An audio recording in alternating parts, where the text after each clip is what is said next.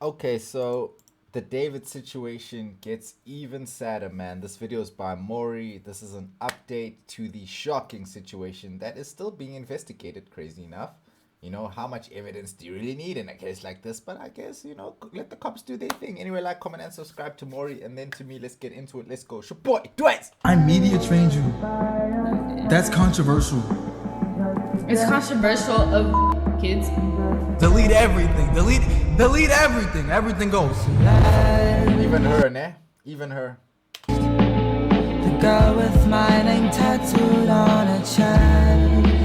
You want to know the crazy thing about this story to this day? It's still mind-blowing to me that this guy has not been charged or arrested or anything. Apprehended, incarcerated, nothing as far as I can tell. Now, I've not talked about the situation in weeks. As far as I can see, a lot of the updates have been kind of slower, although there were updates regarding the private investigator that I talked about the last time, finding something related to opioids in the residence that David and Celeste were staying in. I just gotta say, it's still shocking to me that somehow this was streamed on Twitch, right? Streaming on Twitch, I believe sometime in 2024. Correct me if I'm wrong. And as you can see, Celeste was here streaming with him. She had her hoodie on, her glasses on, you know, they were doing their thing, right? And then she proceeds to say, well, he proceeds to say, I media trained you. That's controversial. And then she proceeds to say, It's controversial of kids. but yeah, guys, she said while he was streaming on Twitch's own platform, it's controversial beeping kids. And somehow, some way, this man's Twitch page is still up on this platform to this day. Literally verified, bro. Literally verified. Like, I just gotta say, if this were anybody else, especially me, I would have been banned a long time ago, let's be honest. I've been targeted by these social media Posted especially me. Nah, it's tough when you have to come up in social media, bro. These people are just talking to you for nothing, bro. platforms for a while now, especially with YouTube. They're just always on my ass. But as you can see here, his clips are still here, available to this day. Like, look at this shit. Man's VODs are still available for playback on Twitch's own platform after all this time, bro. After But I all, mean, he's still innocent until proven guilty, right? So surely you can't just delete it now. Like, then that would be basically saying he's guilty. Let's first take it to court, a court of law. Let's first figure it out, and then we can start banning VODs and stuff. I think that's the fair way to do it. I don't think the fair way is to ban someone before they've even been to a court of law to decide their fate. the drama, the news stories, the basically evidence of what he's likely wrapped up in. A lot of times when people are wrapped up in criminal investigations like this, I'm not gonna lie, especially if there's overwhelming evidence that they may have potentially committed a crime. Why is Pokemon here? Who the yo, this shit is crazy. Is this Cat's Eye? I think that's the group. But like, a lot of times when guys are wrapped up, or women or people in general, it's not gender based, in criminal What investigations is going on here? What is actually going on at this table? like this, YouTube, Twitch, Instagram will take the liberty, especially TikTok, will actually take the liberty of banning their social media platforms. So this just lets you know that the game is rigged. This is not a even Nah, playing. but that's not fair, bro. He has not been convicted yet. He has not even been arrested yet. So how can you just be banning him? I don't think that's how the law goes. Just because there's overwhelming quote-unquote evidence, I still feel like it has not been taken to court yet. He's still innocent until proven guilty. Field, a level playing field, bro. Everything is rigged, you know, it's nepotism, it's cherry picking, double standards. As you can see, Yeah, that's life, boy. a lot of my content has been being removed nowadays off of technicalities. I'm getting like community guideline warnings and all this shit. And it's just like, bro, you will have somebody like an ass. Yeah, we're all going through it, trust me, bro. Bro, like the 6 brews I know, all the YouTube, they all say, hey, we're on the ropes, bro.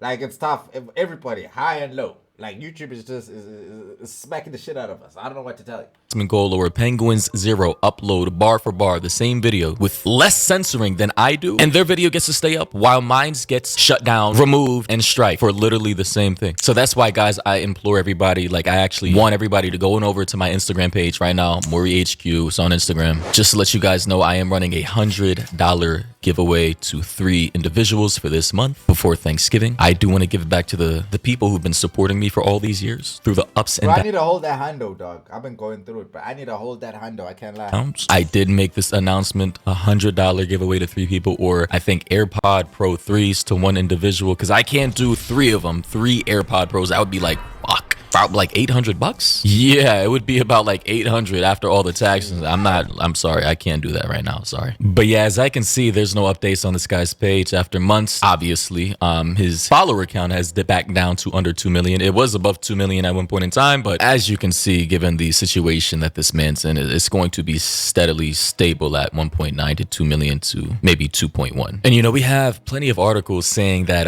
farm tools and pain medicines or opioids were found at the residence, the former residence that David was staying in. So they think that this may be linked to the death of Celeste. And you know, according to an exclusive interview that Law and Crime Network, shout out to them on YouTube, that they had with the private investigator on this case, they say at this point they likely know who the individual was that actually moved the Tesla truck while Celeste's body was still in the front trunk of the vehicle, among many other things, of course. You know, it was reported right at the beginning that one of the ways that an ID was done, or they thought that Celeste was the person that trunk, is because another outlet had a conversation with the mother, and she said that she knew of a boyfriend named David. And there's also been images that have come forward on Reddit that show David in Lake Elsinore doing some sort of transaction with a kid. And then we have the teacher, somebody recording the teacher speaking about this, that Celeste was in his class and she had run away, and then she was picked up in the Hollywood Hills and brought back and ran away. Sending him the meme coins, boy. Again, I think that there's a strong possibility they knew, and it's important to realize that she's in, I think, 7th grade, maybe 8th, but I mean, this is a very young child, and you can't just let them drop out of school. So yeah, so a lot of those details of which he just went over, I have this on like 1.5x speed, just, you know, so we can get through some of the old details we already know. I mean, there were multiple individuals participating in this case who probably had partial detail or was privy to information that they should have alerted the law enforcement to. So basically, the mom knew that her 13-year-old child had a boyfriend named David. Why wouldn't she press that situation knowing that? I think she knew that David was some famous celebrity in Hollywood. I think that's why she didn't want to. Because she probably also wanted to benefit. She saw her daughter was benefiting. She said, oh, I also want to benefit from this rich boy in LA. She also ran away multiple times. The teacher was aware that she was being picked up by some guy in front of her school. Pretty sure her friends were aware of that as well. The school themselves knew that she wasn't showing up to school, right? And if you miss days of school, your attendance is lacking, the school should automatically notify the parents. And I'm pretty sure they probably did, of which the mom, what did she decide to do? You know, so there's a lot of people in this situation who literally failed Celeste. And they continue to fail vulnerable children every day in situations like this. You know, you were hired, obviously, as I mentioned earlier, to investigate by the owner of the home where David was living. So are there any new details that you've been able to glean from your investigation as to what may have been going on in this home? Yeah, so, you know, one thing I want to be clear about is, you know, I do have a scope on my, investigation. In other words, I'm not going outside of things that originated at the house or things that happened with the cars that were normally parked at the house. So I'm not going out and trying to solve this case. I'm not working side by side with LAPD or stepping on their investigation. It's all contained to the owner wants to know what happened or didn't happen at his house, because he had no idea that David was even living there, because he wasn't on police, and much less Celeste. So in that investigation, I'll tell you, there was a lot of things that were left behind, even though after the search warrant, David, I guess through his management, did send movers to come move stuff out, but they left a lot of stuff behind. And then they gave over possession of the house. So, you know, we went through those things, and there was a lot of evidence that shows who had been there a lot. And then we also collected some surveillance from neighboring houses. If it was me, I was gonna throw my stuff away far away. You know, I wasn't gonna just throw it outside, bro. But it seems like they just threw everything outside, even other bodies. That showed vehicles coming and going, and vehicles that were parked there for extended periods of time. And we've been able to, you know, in talking with neighbors, what they saw, and also that community has their own private armed security company that is 24/7. And, you know, I've talked to them about what they've seen and noticed and any reports that they had. And there was only one written report for a noise complaint, but they're still familiar with the area and who comes and goes and what vehicles are normal to the area and what aren't. And basically during this part of the interview, because I did kind of watch the video myself beforehand, he basically goes on the yap about how certain information and details he can't yet reveal because he doesn't want to step on law enforcement's toes, right? So formality, right? He doesn't want to get in the way of the investigation that is happening outside of the house, and his concern is not outside of the house. He's just gathered details and clues as to what had happened in that house because he's hired by the landlord who owns that property. But in my opinion, to cut to the chase, here's the most important part of that interview that I think you guys should hear. I think this part is very important. I think she has been deceased a lot longer than what people may have originally thought. It could go back as early as January or February. which is hard to fathom. That's crazy, right? So it seems as though that the deceased date, the official date of death for this young girl, has been all over the place. And now this private investigator is now believing that she may have been dead all the way back in January, February of this year. And honestly, to me, I've heard conflicting reports. I've heard some people say she may have died back in July, August, maybe September. And now this private investigator. But the way her body was so decomposed, like they said, doesn't that mean she probably was dead for a pretty long time, bro? You know what I'm saying? I don't think she could have died in July and then by like, when did they discover her? September? Was it? September, October? I think it was September. And then you're telling me September she's already very, very decomposed to the point it looks like she's been cut up. I don't think so, bro. I think the body takes a bit longer to decompose than that. But I'm no expert.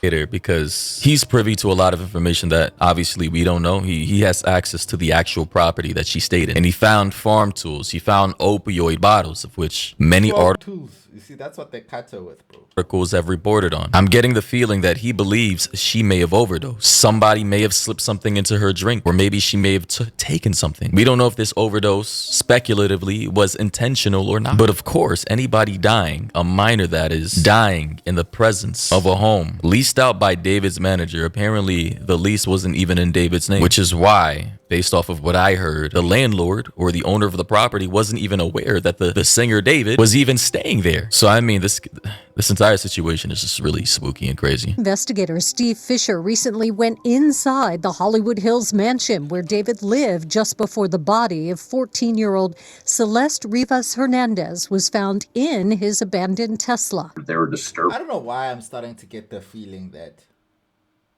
he may not have done it. But I'm starting to see another picture that may have happened here. Items. And Fisher told KTLA he found items that could be linked to the crime. Items left behind by LAPD even after a search of the property. You see, that's also another scary thing. Why is LAPD being so sloppy? And why does it feel like... Remember when ASAP Bradley said, oh, LAPD, they searched the scene, but they didn't find any bullets. But now... we're seeing LAPD again searching things and finding leaving ring cameras behind, leaving crucial things behind. You see, I don't know what's going on with LAPD, bro. I'm not too sure. Something's not right because they seem to always miss out on evidence very conveniently, especially when it comes to celebrity cases. All of a sudden, their eyes don't work that well. Some physical items that I unfortunately can't disclose, but they are significant because they could be something that could have been used in a plan to actually get rid of her body. Maybe that's why they left it. Sometimes it might even be like, hey, maybe this thing was even reported. Maybe police even knew this happened and never said anything. That's just speculation. That's allegedly. I'm not saying that's what happened. Also says he's uncovered interesting video from neighborhood security cameras that he's handed over to LAPD. He says he knows who was driving the car when it was abandoned in late July. How is he the one handing over things to LAPD? Like, come on, LAPD, bro. Come on, bro. Neighborhood watch, city of Los Angeles. You ain't watching shit. The neighborhood's the one giving you things, bro. Come on. Presumably with the body in the trunk. I'm certain I know who it is. I can't say, but there is surveillance from the 29th, and I'm certain I know who this person is. That is crazy. Whoever that person is, they're fucked. I can't even say cooked. They're literally fucked. Because obviously, I'm going to leave room for doubt, right? For the possibility that the person, whoever moved this vehicle while Celeste may have possibly been in the front trunk, he may or she may have not known that there was a dead body in the vehicle. But I highly doubt that. Let's be honest there. Occam's razor suggests that the most likely outcome, the most predictable outcome is the most likely outcome of the situation. But I also think the car was just dumped by the side of the road, so it could. But here's the thing, maybe that's why they dumped it at the side of the road, because they knew it would get towed and taken to a tow yard. And then they just thought, oh, the car would be crushed in those big crusher things or something like that. And then their problem is gone. I personally think maybe that's what they thought. But do I think David went out of his way to end her life? I'm starting not to think so. I'm not saying I think he's innocent. I'm just saying the way it's starting to play out, I don't know. All right. I'm just going to say whoever moved the vehicle, especially with a smell that may have been emanating from that vehicle, possibly. I'm not entirely sure how Teslas are constructed in the interior to prevent smells from the trunk from being transported to the interior of the vehicle. I'm not entirely sure. So I'm going to plead ignorance on that. But I highly doubt that whoever moved that vehicle wasn't aware of the potential crime that they were getting themselves wrapped up in. Initial autopsy showed no obvious cause of death. Investigators now are waiting for toxicology reports. It's been almost 7 weeks since Celeste's body was found. No arrest and no suspects. David, real name David Anthony Burke, has not commented, but he did cancel his world tour, and he has not been seen in public since then. It's been shocking how silent he's been for somebody that really lived online, and not only him, but the people around him in his immediate orbit. They've gone completely silent. You know, it's just Well, I think that's the best thing to do, is to go silent. Whether you're guilty or not, I would also go silent, bro.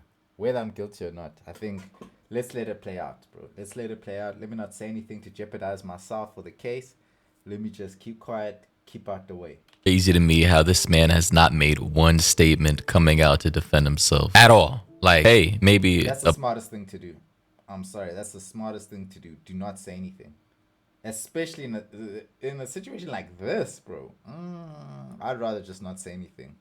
post saying I didn't kill her. Like, maybe, I don't know, maybe his lawyers obviously are advising him not to do that because they would just be flooded with, hey, well, you were with her, look at all these images, these videos, we know you were with her illegally. So even if you didn't kill her and it was some kind of unfortunate accident, overdose, or somebody in your camp murdered her, I mean, all the evidence that That's why I don't trust these bros who paint their nails, bro. Every bro who paints his nails, there's always been something about him that where I said, yeah, nah, now I see why you paint your nails, my boy. is overwhelmingly showing you potentially having a very explicit and illegal relationship with this minor would just make his case look horrible. I mean, it's already out there, but it would just, at this point, I think it's futile. But you know who moved the car, right? You're the one, Yeah. you figure, you have the video, you know who moved the car. So that's a big clue right there. Are you willing to share with us yet who moved the car? Can't share who it wasn't. And the thing about that is, though, I 95% feel she was in that front trunk of the Tesla when it was moved. I can't prove that because there's no video that I have. LAPD might have a video of her being put in the vehicle. I can't even put her at the house. So I can't share. I don't want to share who that is because I do think that would really step on LAPD's toes. And that's not the intention here. It's not to put the information out first. What it was is to find out what's going on in the house and letting people know that we do know some information. So if you wanted to contact me, and people have contacted me, and I'll tell you, there's an incredible, and this is what I wonder about LAPD. They're very capable, but it's a whole different era as far as everything's happening on Discord and everything, and the capability for them to really go through and scrape everything out of there. I know that they're getting it directly from Discord in a database form, but it's all, everybody uses handles and fake names and stuff, and to figure out who's who. It takes a while to really map this whole thing together, and so maybe that's part of the delay. But there was an incredible amount of information in the Discord server alone. Damn, it's funny how he pronounces Discord. But yeah, like he was The Discord server. The Discord. That's how you know you're an unk. It's Discord, man. It's Discord, bro. The Discord. basically saying maybe because of all the the fake names, the pseudonyms people online use in place of their real Bro, name. it's 2025, bro. Surely they have a flipping AI linker just to link your face to all your profiles. Simple. Nobody's gonna come out and say their real name online, so we have a whole bunch of pseudonyms, like my name Maury online, or somebody's other pseudonym maybe Bubbles Big Dwizzy Dways. Dways on Blaze in the place. That's my pseudonym. 123 or Candy Cane, whatever. Everybody's free to pick and choose their own names that they want to use online, so it may be more difficult. Okay. We've got the gist of the video. Thank you, Maury. We appreciate you. I just want to finish this by saying, look, at the end of the day, I think the police should move fast on a case like this. I just can't see what, like, for me, the fact that they're leaving evidence behind is already an eyebrow raiser. It's already a red flag for me. Like, why are you leaving Ring cameras? Why are you leaving Tesla cards on the floor? Why are fans finding evidence? Why are private investigators finding things that the police don't have and handing it into the police? Good on them for handing it into the police, but at the same time, my brother, we need to do better. LAPD. It can't always be a thing of you guys just leaving evidence behind, bro. Crucial evidence at that. Like, let's do our jobs, man. Let's operate. Let's make sure we shut this case and get the justice that Celeste Rivas deserves. Because I will not sit here and believe that she just magically passed away and magically ended up in the trunk of a Tesla and nobody did anything. And there was no foul play. How does that even happen? How does that make sense? If there was no foul play, then why is she cut up in the back of a Tesla and not buried in the ground where everyone knew? Everyone came to a funeral and knew how she passed away. No, there was none of that, bro. This is foul play. She disappeared. She ends up dead. She comes up missing in a Tesla in pieces. And David is like, oh, nah, bro. Nah, we're not having that. Anyway, like, comment, and subscribe. Shout out to Maury. Shout out to y'all. Stay blessed. Love yours. Pray for your friends and family. It's a dangerous, evil world out here, man. Let's go.